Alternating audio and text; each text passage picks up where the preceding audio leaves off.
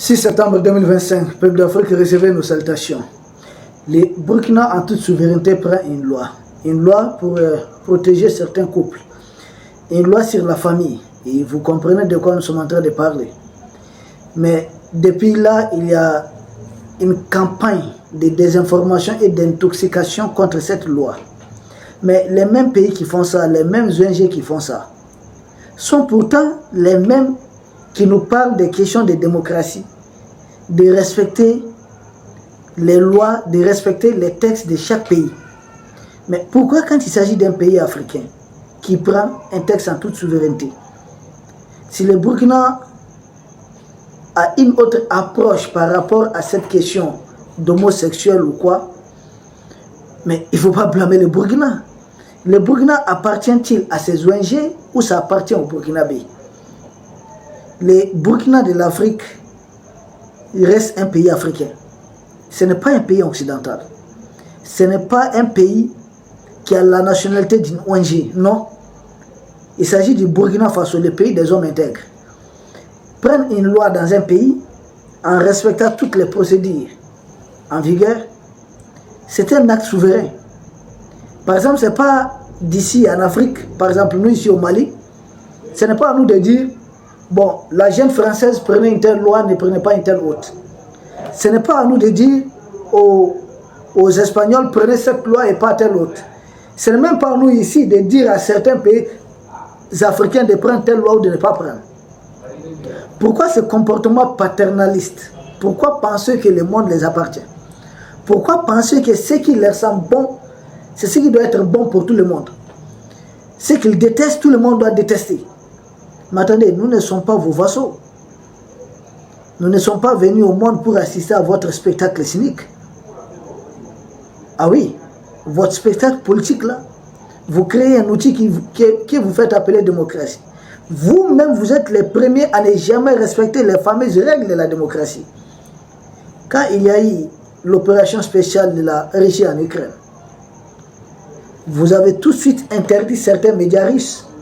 Vous avez dit que ce n'est pas normal. Que c'est des médias qui vont intoxiquer l'opinion nationale de la France. Même aux États-Unis, TikTok, un moment, ça a chauffé. Même la France. Beaucoup de pays disent non, c'est une façon d'endormir leurs enfants. C'est une façon d'égarer les enfants. Que cela porte en tête à l'éducation juvénile.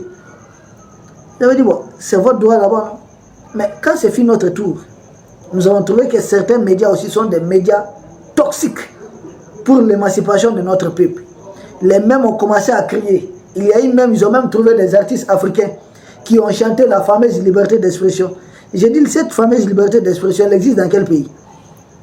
Vous trouverez où aux États-Unis on va utiliser tous les médias qui vont faire uniquement la promotion de la Russie, de la Chine et rabaisser l'armée américaine. Mais ça ne va pas passer. Vous allez trouver ça où en France? Des médias qui oseront, ou des panélistes qui oseront défendre la Russie au détriment de Zelensky. Votre média va fermer.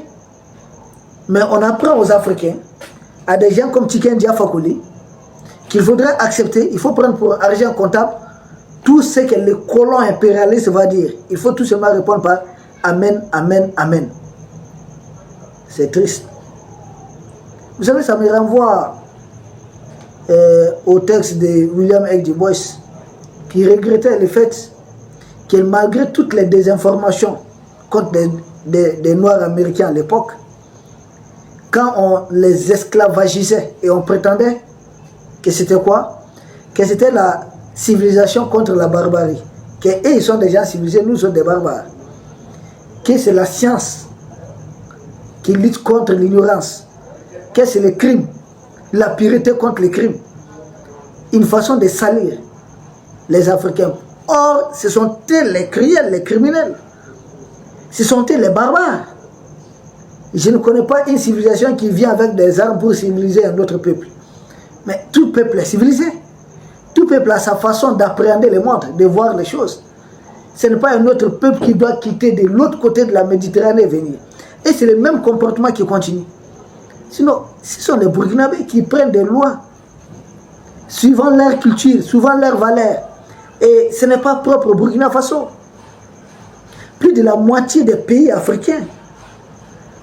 On voit ça de la même façon. Même chez Alassane Dramane Ouattara, si vous soumettez cette question à un référendum, mais largement les Africains vont dire que nous sommes opposés à ça.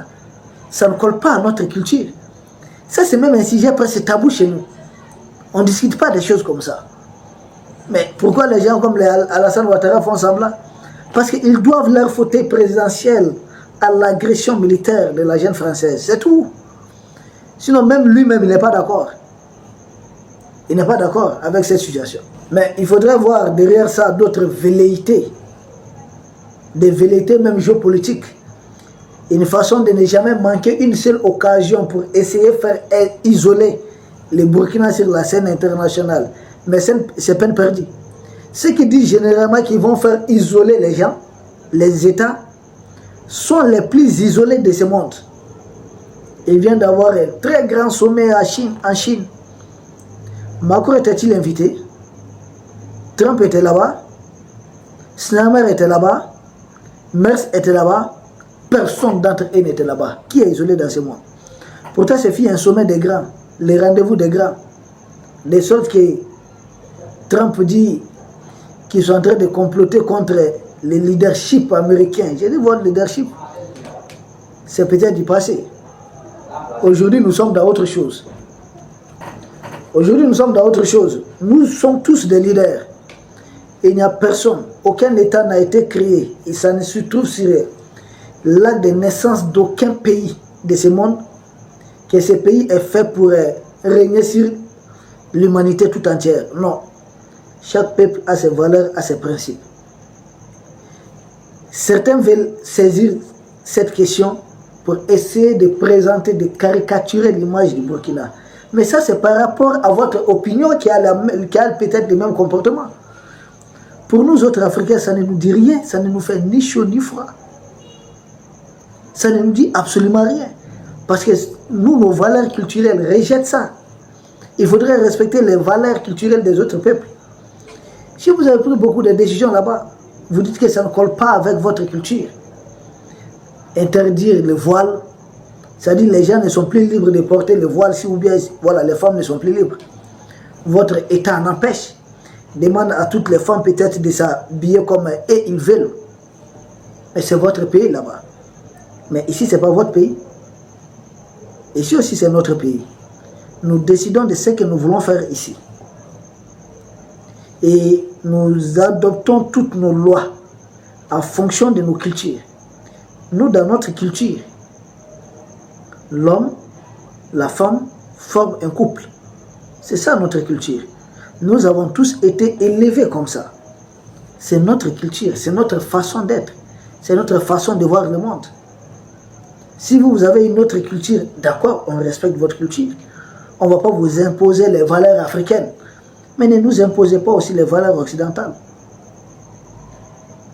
Au Burkina, vous avez plusieurs communautés.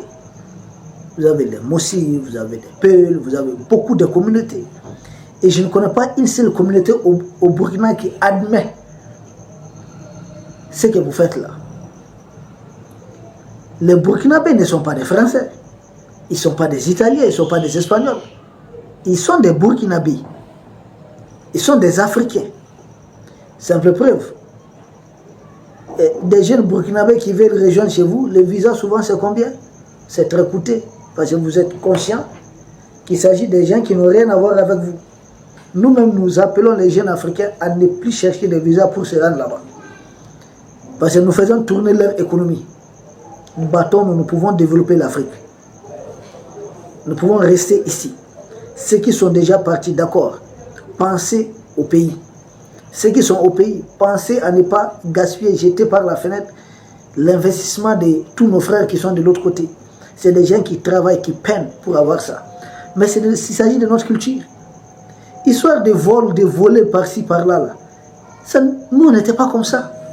Il fallait passer, je ne sais pas combien d'années pour attendre au moins attraper un voleur quelque part en Afrique. Mais ce sont eux qui nous ont fait la guerre de l'opium qui ne dit pas son nom, en faisant envahir l'Afrique par tous les comprimés, des injections, des choses c'est pas possible. Des choses pour égarer totalement, détruire même la jeunesse africaine. Vous allez croiser dans les rues souvent des jeunes de 14, 15, 16 ans qui deviennent des vrais drogués. Or, l'Afrique doit compter sur cette jeunesse. Où est-ce que ces jeunes-là ont eu cette influence négative? Notre rencontre avec certains peuples barbares a été un malheur tout simplement pour l'Afrique. Ça a été tout sauf une bénédiction. Et les mêmes continuent. Et qui sont en déclin. De vouloir venir nous imposer certaines de leurs valeurs dépassées. Il y a des gens là-bas même qui regrettent pourquoi ils ont eu à emprunter ces chemins. Jusque-là, nous sommes bons. Nous restons fiers de nos valeurs traditionnelles. Parce que s'il est vrai que Adam et Ève ont existé, les deux se sont mis ensemble pour créer et donner une descendance. C'est comme ça que nous on voit les choses. Nous on ne connaît pas un troisième à Adam et Ève.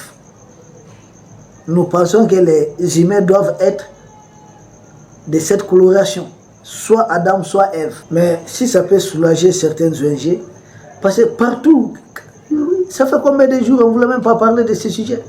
Vous partez sur leurs médias, c'est à la une des titres. Le Burkina après ça, une loi régressive, c'est une régression, une loi répressive. Je dis, c'est quoi une régression? On était où et puis on est en train de reculer. Une progression plutôt, une évolution. Tout ce que vous considérez comme régression, nous on considère ça comme progression. Tout ce que vous allez considérer comme une progression, un progrès, pour nous ce n'est pas un progrès. Pour nous il s'agit toujours d'une reculade. Nous ne voyons pas le monde de la même façon. Chez vous, marche arrière, tout ce qui constitue une marche arrière pour nous c'est très bien, c'est positif. Tout ce qui est positif pour nous, pour vous c'est négatif. Vous-même vous avez avoué que nous sommes différents. C'est pourquoi vous avez traversé la Méditerranée, traversé l'océan Atlantique et vous êtes venus commettre des actes les plus barbares, les plus atroces. Il est esclavagiser les êtres humains, enchaîner et au pire des cas, excusez-nous, mais castrer des êtres humains, des Africains, c'est que vous nous avez fait subir. Et vous nous revenez, vous dites que nous devons adopter votre culture, que nous n'avons même plus le droit de prendre des textes de loi en se basant sur nos réalités socio-culturelles. Mais finalement, qui êtes-vous? Vous êtes qui? On ne se connaît pas. Hein?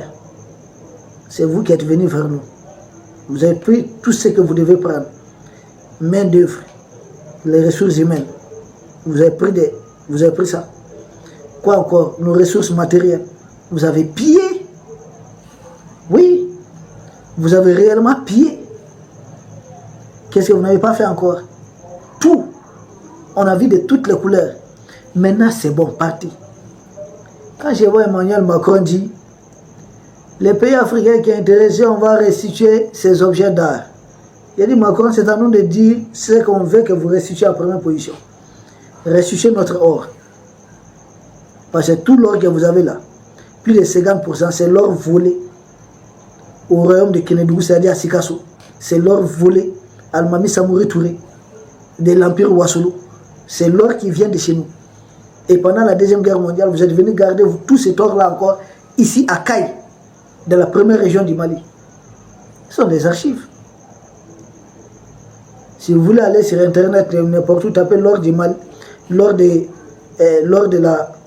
la France cachée au Mali pendant la Deuxième Guerre mondiale. Vous aurez des documents là-dessus. Tout. Restituez-nous notre or. Restituez-nous tout ce que vous nous avez volé. C'est pas compliqué. Quelques objets d'art, est-ce que c'est à vous, c'est à toi, Macron, de dire ce dont nous avons besoin? Sommes-nous des enfants? Nous savons ce que nous voulons. Ces objets d'art-là, vous devez les restituer. En plus, les recettes qui ont accompagné ces objets d'art, parce que c'était dans vos musées, Nous voulons un pourcentage. Oh, j'ai même oublié. C'est des gens qui cherchent 44 milliards en vain. Et il paraît que leur gouvernement même est menacé. Que même Macron lui-même est menacé. Nous n'avons pas grand-chose à attendre de vous. Juste une seule chose. Foutez-nous la paix. Partez. Voilà. Peuple d'Afrique, nous saluons les autorités du Burkina Faso pour cette loi. Et nous appelons toutes les autorités africaines à prendre des textes de loi en se basant uniquement sur nos valeurs socio-culturelles. Tout ce qui appartient au Congo, là, il faut laisser tomber. Nous vous remercions et à demain pour un autre sujet au sommet de l'actualité. Merci.